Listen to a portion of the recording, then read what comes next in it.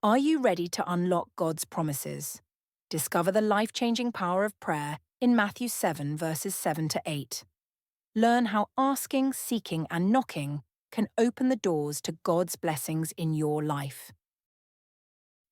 Matthew 7, verses 7 to 8 are part of Jesus' Sermon on the Mount, where he teaches about the nature of God's love and generosity. These verses encourage believers to approach God with faith, persistence, and humility. They emphasize the power of prayer and the assurance that God listens and responds to those who seek him sincerely. Threefold action. Ask. A call to pray boldly and trustingly. It reflects an attitude of humility, recognizing our dependence on God. Seek implies action and persistence in looking for God's will and his truth in all circumstances. Knock represents perseverance, emphasizing that we should not give up when answers seem delayed. God's generosity. These verses highlight that God is a loving Father who is eager to bless his children.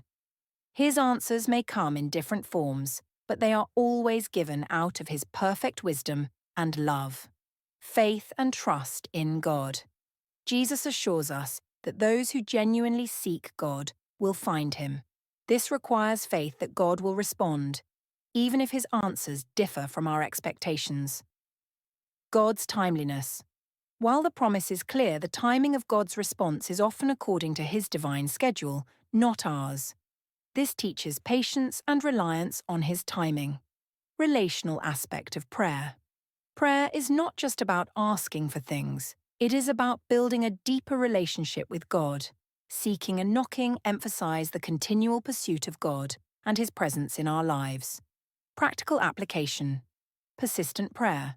Keep praying even when you don't see immediate answers, knowing God is working behind the scenes. Trust in God's wisdom. Recognize that God knows what is best for us, even when we may not understand his plans. Pursue God's kingdom.